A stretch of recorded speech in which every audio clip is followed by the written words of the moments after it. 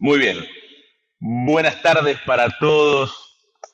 Estamos acá con un gran placer, un nuevo lujo que me doy en esta tarde de Yom Kippur, de compartir con mi querido amigo, con Mario Sabán, para poder empezar a acercarnos a esta última parte de este día tan sagrado como es Yom Kippur. Estamos a punto de comenzar con Minjá y Neilá, uno de los momentos más intensos que tenemos en nuestra tradición.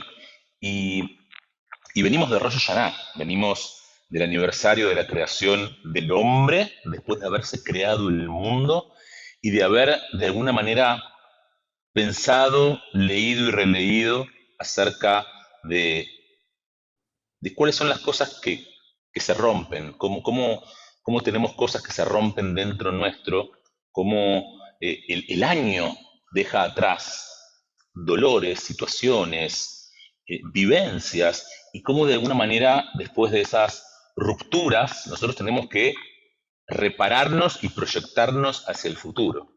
Entonces, Mario, bienvenido. Quiero preguntarte, para que nos ayudes a pensar cómo, desde el punto de vista de la mística judía, podemos entender esta cuestión de las rupturas que nosotros de alguna manera tenemos desde lo interior a nivel cósmico, y cómo de alguna manera podemos entender las reparaciones que podemos llevar adelante. Bueno, mira, es un caso curioso la Kabbalah, la mística hebrea, porque nosotros tenemos dos partes. Un primer modelo, que nosotros le llamamos la primera autocontracción, con la cual Dios va a crear el universo. Y en ese primer modelo, aparentemente hay una paradoja, porque uno podría decir, bueno, este primer modelo salió mal. Y entonces, ¿cómo puede ser que a Dios le salga mal algo? Esto es una contradicción y es la primera paradoja. Pero aquí tenemos que entender que salió muy bien, porque en realidad lo que se tenía que introducir dentro del universo es la imperfección. Y fíjate que en los cabalistas hay siempre una equivalencia entre lo que sucede en la Torá con respecto a Adán y Javá, Adán y Eva, con respecto a la creación del universo. Porque si nosotros profundizamos sobre el texto, nos damos cuenta de que existe algo muy extraño, y lo extraño es el Gan Eden. La situación del hombre en el Gan Eden es una situación muy extraña, una situación donde el hombre no tenía que trabajar, donde el hombre no tenía que progresar, donde el hombre era una marioneta de Dios. En realidad, el Gan Eden, más que el paraíso, debería ser definido como el limbo, porque ahí no pasaba nada, ahí no sucedió nada. Aburridísimo. Muy Claro. aburrido. Es más, Leibovich, el gran filósofo judío israelí, va a decir que en paz descanse, Zichrono Lebrajá, que quizás probablemente la transgresión fue justamente para salir del aburrimiento. Cuando vino la Exacto. serpiente, empezó ahí el movimiento. Entonces, aquí hay que primero entender que el paraíso no es tal paraíso. Nunca en el texto de la Torá aparece esta palabra, no aparece el Pardés, aparece Gan Eden, el jardín de Edén. Y el jardín de Edén no sabemos exactamente la naturaleza, pero lo que queda claro de la naturaleza del jardín de Edén, que es una naturaleza muy extraña. Y los cabalistas, los Mekubalim, analizan la creación del universo entendiendo de que se inserta dentro del universo la imperfección. Es decir, lo que se llama la ruptura de las vasijas, la destrucción de las energías que operan en el primer universo, se destruyen en una lucha en común porque quieren de alguna manera reinar sobre ese espacio, porque es la primera vez donde existe la fragmentación dentro del universo. Tú ponte a pensar que en el Ein Sof, en el infinito divino, había una constante permanente de vibración infinita donde existía una unidad completa. Y dentro de esta unidad... Bien, perdón, para la gente, para quizás que no conoce este concepto de Ein Sof, ¿qué es el Ein Sof? ¿Qué son las vasijas? Porque es todo un sistema muy particular, pero quizás no todos conocen el concepto de Ein Sof. ¿Qué es esta gran energía del Ein Sof y estas vasijas de las que hablas, como para que todos Bueno, entendamos? mira, las vasijas son los recipientes de contención de la luz, para que la gente pueda comprender de qué estamos hablando. Claro, explicar el infinito sería un gran problema para el día de Yom Kippur, ¿no? Porque estaríamos todo el año haciendo Yom Kippur desesperados intentando explicar este concepto. El que matemática lo explicó Cantor se volvió loco. Por lo tanto, no quiero hacer enloquecer a la feligresía de Beit Hillel. Pero básicamente el infinito podemos definirlo como lo que no tiene espacio, no tiene tiempo y tiene un problema, porque si no hay espacio no hay movimiento, entonces hay algo muy misterioso, porque nosotros desde el punto de vista de la Kabbalah lo llamamos vibraciones, earot, que son iluminaciones, ni energía hay en el infinito tal como nosotros la conocemos, porque el concepto de energía existe dentro del universo. Por lo tanto, ese infinito, los cabalistas entienden que se autocontrae, se exilia de sí mismo, y fíjate qué paradoja, qué curioso de lo que estamos hablando, de que para que exista algo, algo se tiene que exiliar. Para que se pueda crear algo y algo se tiene que exiliar.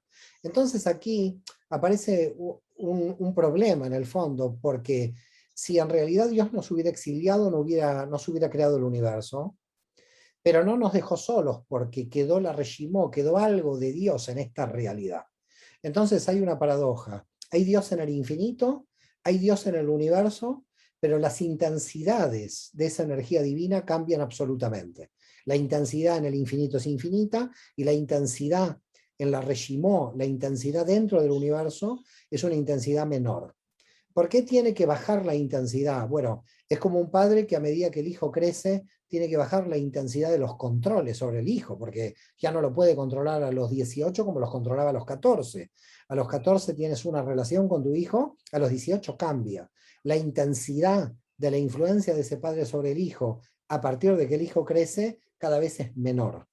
Por supuesto que cuando el hijo nace es mayor. Y así sucedió cuando nació el universo. Fue una especie del embarazo de Dios, un embarazo divino, donde en realidad lo que sucedió dentro del universo es que en un primer momento teníamos una presencia muy fuerte de la divinidad, pero al mismo tiempo la divinidad tiene que entender que se tiene que retirar del universo para que el universo pueda crecer. Para que algo crezca distinto, algo se tiene que retirar. Por lo tanto, aparece un misterio y es lo único que hace crecer algo es cuando algo se exilia.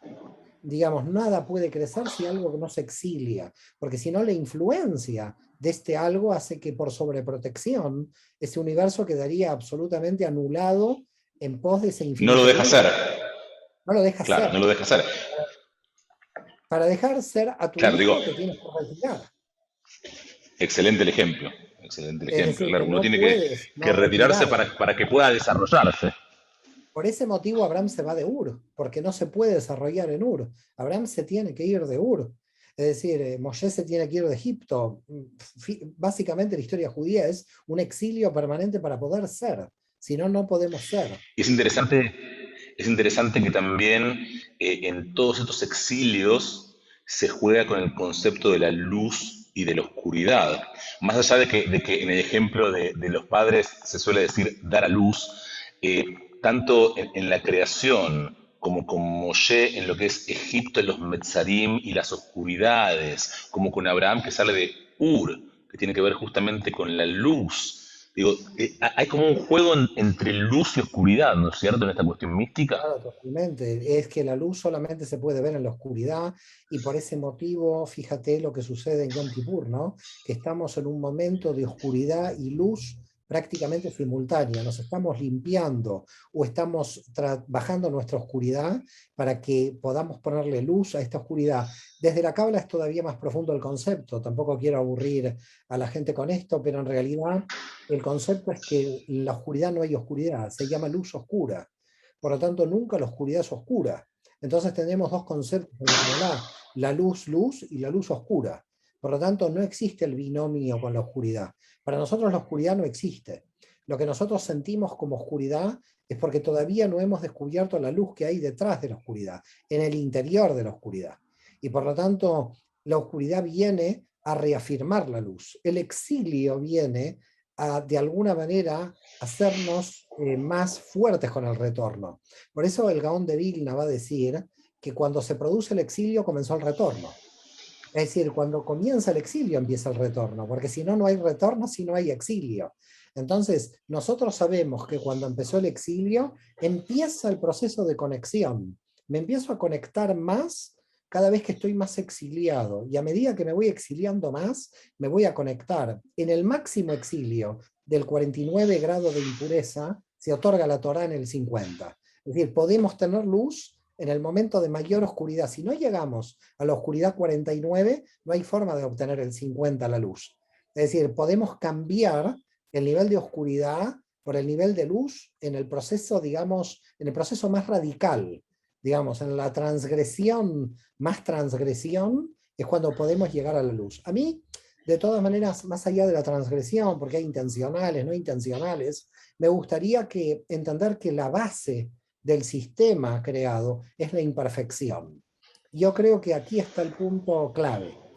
El Dios perfecto en esa infinitud crea un universo imperfecto. Y un universo imperfecto se tiene que crear solamente si puede existir algo que lo vaya perfeccionando, que es nuestra labor. Por eso el problema del Gan Eden. En el problema del Gan Eden, la perfección te deja en un estado de limbo. Si tú no tienes nada por el que trabajar, nada por lo que estudiar, nada por lo que crecer, en realidad, básicamente desarrollas poca energía. Es lo que nosotros en Cábala llamamos el pan de la vergüenza. Para que no exista pan de la vergüenza, para que exista el merecimiento, para que nosotros podamos ser merecedores de la luz, tenemos que trabajar en ir a la luz. En el Gan Eden, la luz estaba automáticamente, nadie trabajaba para nada. El Gan Eden, el paraíso, era un pan de la vergüenza permanente, porque ni Adán ni Eva ganaban nada ahí. Nosotros tenemos que ganarlos porque estamos en un universo imperfecto, y el universo imperfecto nos da la posibilidad del desarrollo, nos da la posibilidad del crecimiento. Y por lo tanto, lo que estamos haciendo en Yom Kippur, que lo deberíamos hacer todos los días, pero Yom Kippur es en especial, es en realidad poder reafirmarnos en nuestra imperfección. Venimos a decir, somos imperfectos y tenemos la aristocracia de la imperfección. Somos los aristócratas de la imperfección. Tenemos la nobleza de ser imperfectos porque el universo fue imperfecto y nosotros somos imagen y semejanza de un universo imperfecto que quiere trabajar como co-creadores de la divinidad.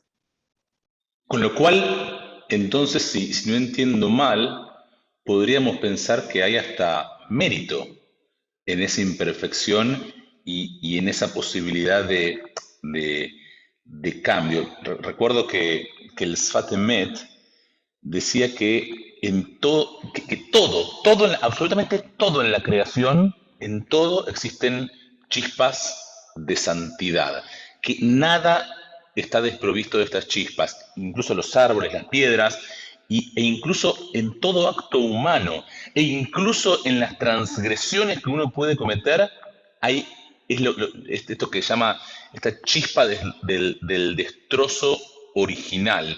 Y y cómo esa chispa está relacionada con la teshuvá, ¿no es cierto? La teshuvá como posibilidad de esa chispa que surge a través del pecado. Entonces, ¿cómo entendemos esta cuestión de estas vasijas, las chispas? ¿Qué es todo esto que de alguna manera nos dicen estos iluminados? Mira, el universo no pudo recibir tanta luz, por eso se desequilibró. Y por eso fíjate que el Nahash, la serpiente, le va a decir una gran verdad a Eva. Eva no transgrede por una mentira del Satán. Eva transgrede por una verdad. El Satán le va a decir y van a ser como Dios. Van a ser como Dios. Es la clave de todo el Bereshit.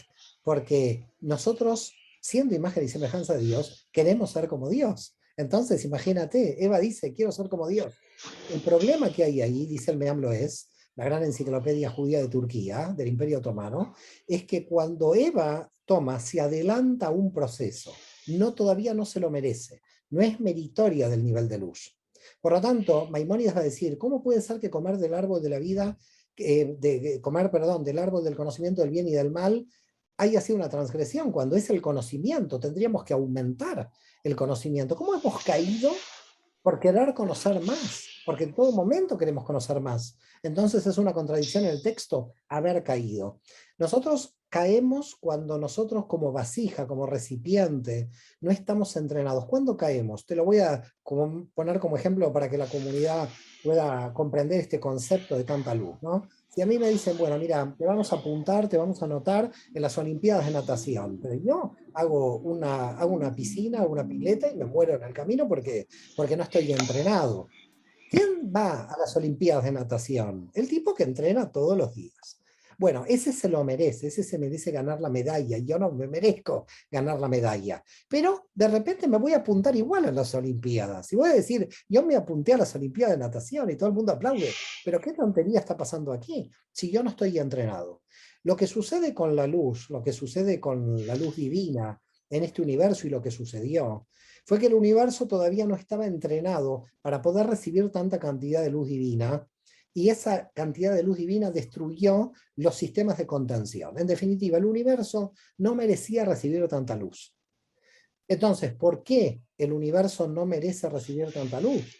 Porque había que ocultar esa luz para, de alguna manera, en ese ocultamiento de la luz, crear el mal dentro del sistema, crear esa imperfección dentro del sistema. Porque esa luz era demasiado perfecta para un universo que tenía que por naturaleza ser imperfecto. Por ese motivo las vasijas se rompen, porque se tenían que romper. Fueron diseñadas para ser rotas, fueron diseñadas para exiliarse, fueron diseñadas para que el mal se pudiera conocer. Ahora, la pregunta es, Estás diciendo entonces, perdón, estás diciendo que el mal es necesario para vivir. estoy diciendo que el mal es un producto de Dios dentro del universo. Pero Estoy claro, diciendo pero que el digamos, para que nosotros Satán, podamos vivir esta... Claro.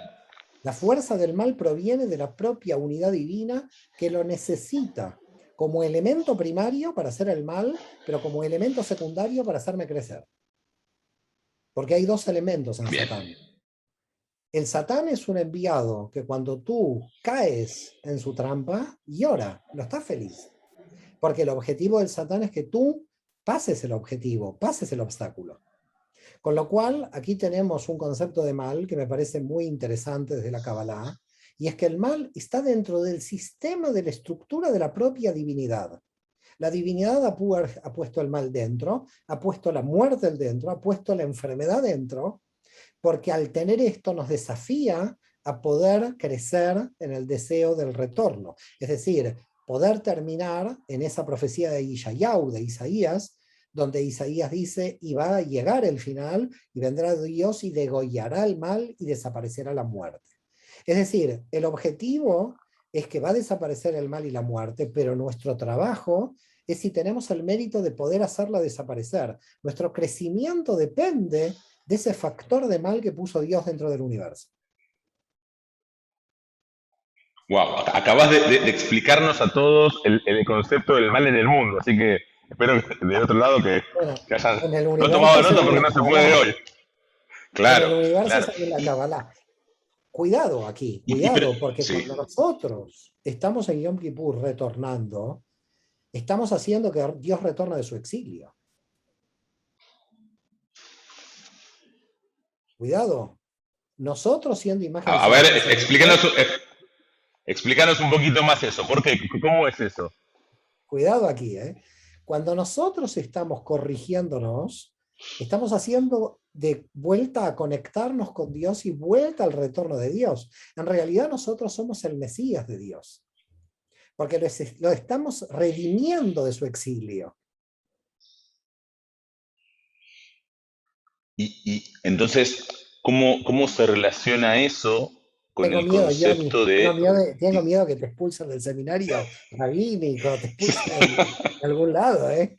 No sé a quién has traído en Yom Kippur. Ahora, ¿cómo relacionamos esto con el concepto de Tikkun Olam? Porque muchas veces pensamos en Tikkun Olam como ir a plantar un árbol con el Keren Kayemet, a quien le mandamos un hermoso saludo, son amigos también y que trabajamos en muchos proyectos juntos, o ir de, no sé, hacer una actividad específica. ¿Cómo se relaciona esto de la luz, de las vasijas, del mal, del satán, con este concepto de Tikkun Olam, de esta corrección del mundo, si se puede traducir, entiendo que puede haber otras traducciones, esta corrección, esta reparación del mundo, tanto en lo interno, porque hoy es un día de introspección, pero esta introspección de alguna manera repercute en el mundo cósmico. El Baal Shem Tov va a decir, el Tikkun Olam comienza con la teshuvá de un solo hombre.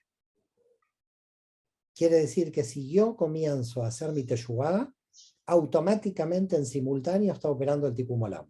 Ahora, el problema es entender el Tikkun Olam como resultado y no como un proceso. Nosotros vivimos en constante proceso de Tikkun Olam y por lo tanto tendríamos que vivir un Yom Kippur diario en constante situación de reconexión diaria. Pero la pregunta que alguno se puede hacer de los que nos están oyendo es, ¿por qué todo este juego un poco macabro, si se quiere, de la divinidad? Porque en realidad el objetivo primario por el cual nosotros vamos a aparecer aquí es que tenemos que sentir la independencia de nuestro yo. Es decir, cuando nosotros tenemos aquí otra de las paradojas de la Kabbalah y es, nosotros somos independientes de la divinidad porque tenemos una estructura independiente, dado que la divinidad ha creado un universo que se crea independiente, porque tus hijos tienen tu ADN, pero son independientes, pero al mismo tiempo tienen tu ADN.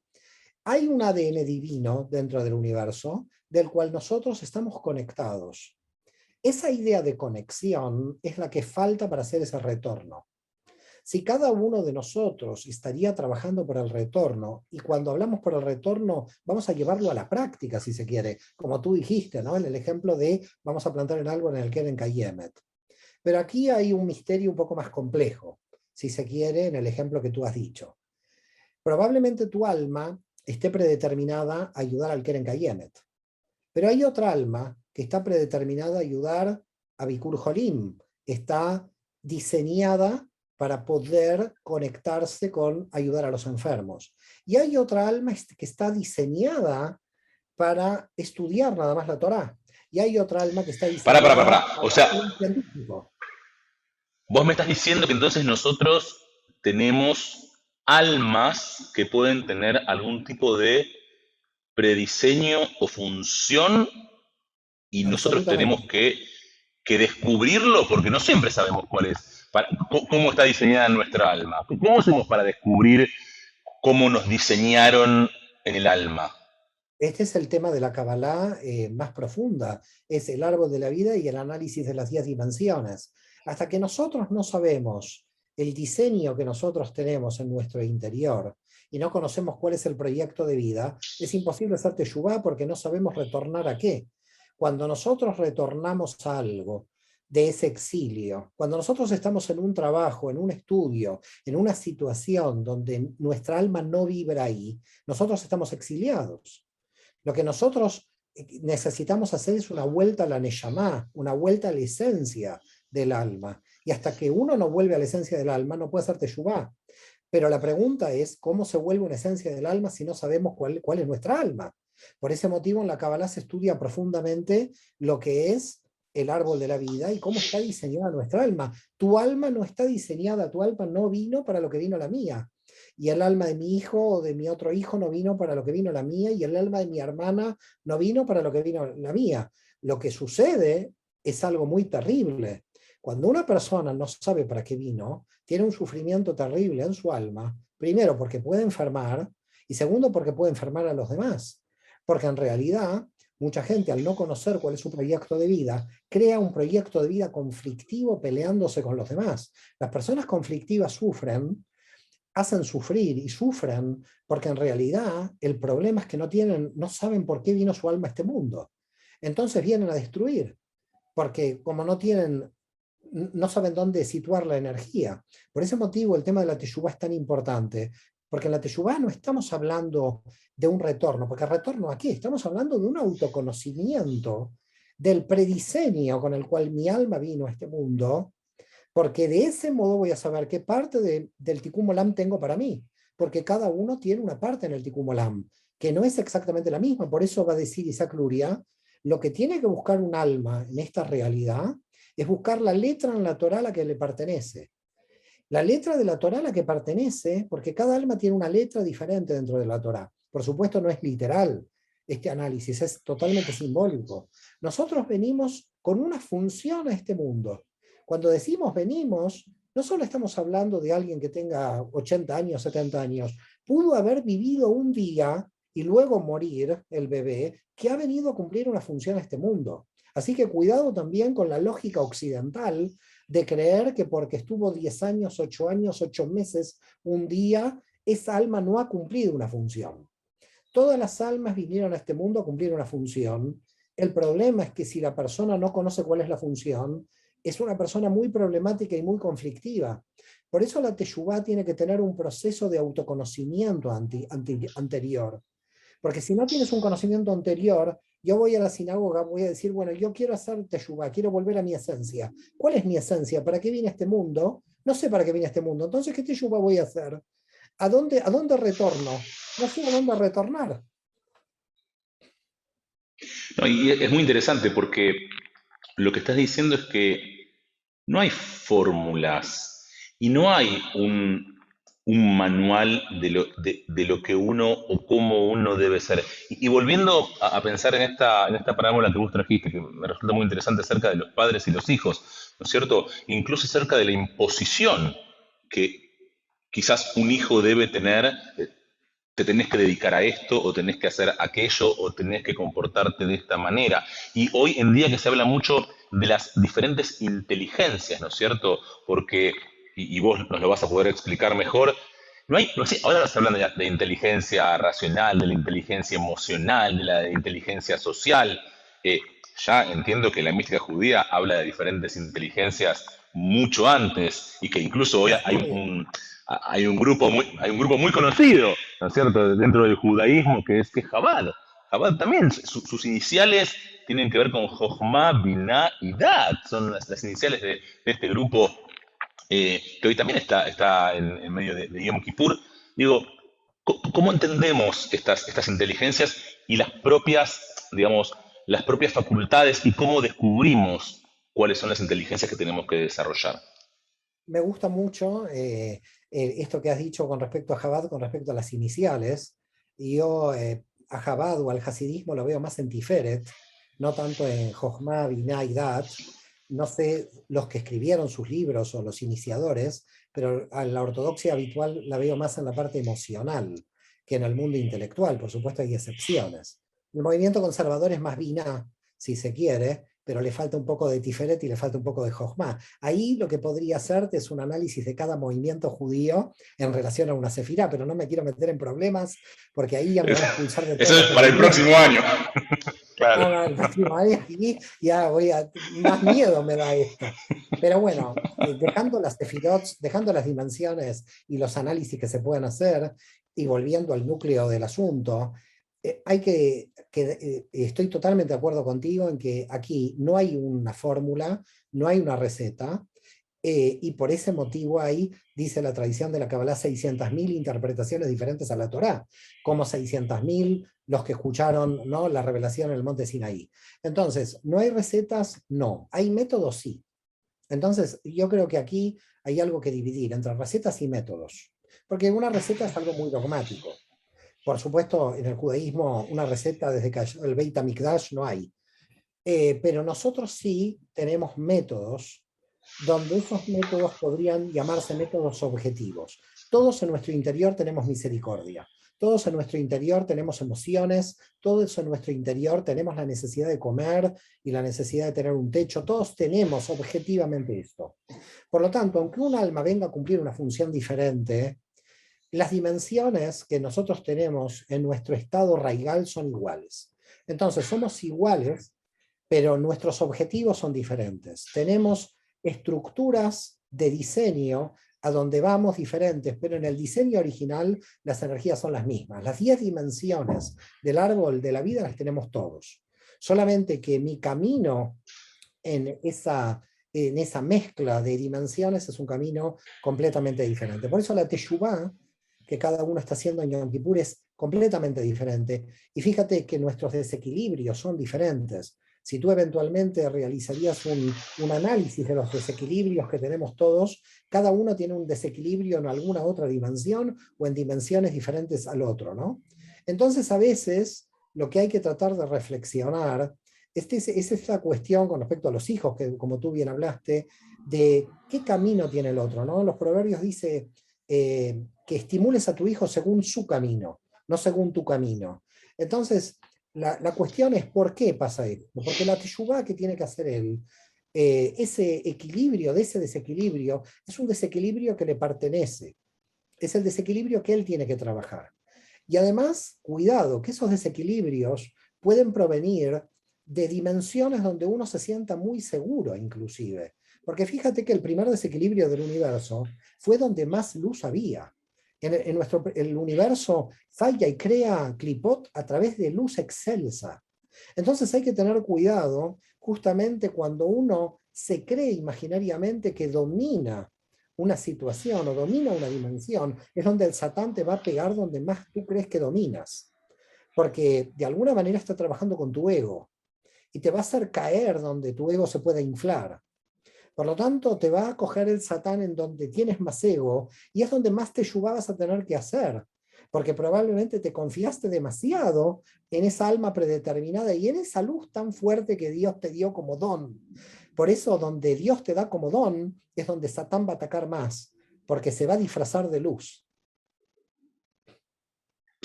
Wow. Hablaste de algo muy importante también, me parece, el tema del ego, ¿no es cierto? Y cómo en realidad en Yom Kippur nosotros intentamos doblegar ese ego, minimizar, me hace acordar al famoso Midrash de cuando Dios lo llama a Moshe en Baikra, que está la Aleph chiquitita, ¿no es cierto? La Aleph de Ani, explico para la gente, en la Torá, cuando el Sofer escribe la Torá, y dice, es el principio del Levítico, Baikra, la Aleph final de Baikra está más chiquita que el resto de las letras, como diciendo que para poder recibir ese llamado y para poder atender ese llamado, uno tiene que contraerse, tiene que doblegar Bueno, ese ego. fíjate el Shema Meforash, que comienza con la Yod, la letra más pequeña del alfabeto hebreo. Dios se autoconcentra, se empequeñece para mostrar su poder luego en el universo. Si él no se puede empequeñecer y autocontraerse en un punto dentro del infinito, no puede mostrar su poder. El poder lo muestra quien tiene la posibilidad de realmente ser un punto en el infinito. Y ese es el que tiene el verdadero poder, porque el que tiene que mostrar su poder, indudablemente lo necesita mostrar porque sospecha que no lo tiene. Esta es la trampa del ego. La trampa del ego justamente siempre es esta. Te muestro el poder porque en el fondo sé que contra la muerte, contra la enfermedad, no tengo ningún poder. Por eso es muy interesante ir a un cementerio, reflexionar. Cuando uno tiene ese ego un poco desmedido, es bueno ir al cementerio y decir, este es el final, esta es la muerte, es verdad, podemos reencarnar, pero ya no como nuestra identidad. Porque lo que va a reencarnar es la Neyamá, pero nuestra identidad, esta sí va a morir definitivamente en esta realidad. Y por lo tanto, yo creo que estos son puntos muy importantes para crecer. Y mientras más rápido aceptes lo poco que eres, más grande vas a ser. Wow. Creo que ese es puede ser incluso el resumen o la gran frase, ¿no es cierto?, de esta tarde. Eh, esta cuestión de que querés volver a decirlo, digamos, cuando, no sé si te vas a acordar como lo dijiste, porque No, uno cuando lo dice, yo creo que se puede decir desde otro ángulo, si quieres. ¿Quieres a ver, realmente ser imagen y semejanza de la divinidad? Entonces lo primero que tienes que hacer es convertirte en una iod, convertirte en la letra más sí, pequeña del alfabeto. Si te conviertes en la letra más pequeña del alfabeto, empiezas a escribir el nombre de Dios en tu corazón. hermoso, porque aparte me hace pensar que al uno contraerse también le está dando lugar al otro. Y Así es. no podemos existir sin el otro.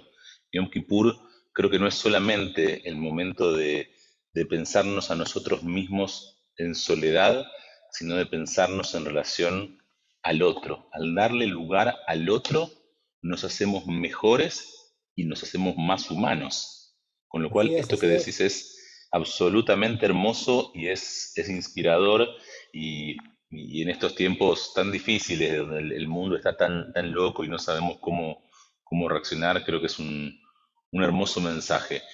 Mario, estamos llegando al final.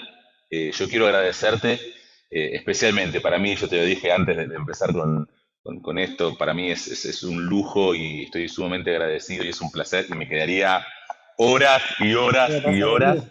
eh, La verdad que es un hermoso placer y sé que la gente lo disfruta muchísimo, así que en nombre mío, en nombre de toda la comunidad, agradecerte y simplemente si querés dejarle un último mensaje a la comunidad y a toda la gente que lo va a estar viendo y reproduciendo, hubo miles y decenas de miles de reproducciones de la última charla que tuvimos, así que antes de despedirte y volver a agradecerte, si querés dejar un mensaje para la gente. Mira, yo creo que toda la vida es un mensaje. Es muy difícil reducir un mensaje para un momento. Creo que cada uno de nosotros recibe un mensaje diferente de acuerdo a esa vasija, de acuerdo a esa alma. Creo que el mejor mensaje es que escuchemos el mensaje que Dios tiene para cada uno. Hermoso, hermoso. Mari, nuevamente, muchas gracias. Hatimato va para No, vos, amén. para tu Para familia, todos, para todos. que sea un año de crecimiento, de reducción y de crecimiento para todos y seguir siempre así conectados. Amén. Muchísimas, muchísimas Amén, gracias. Hatimato. Amén, amén.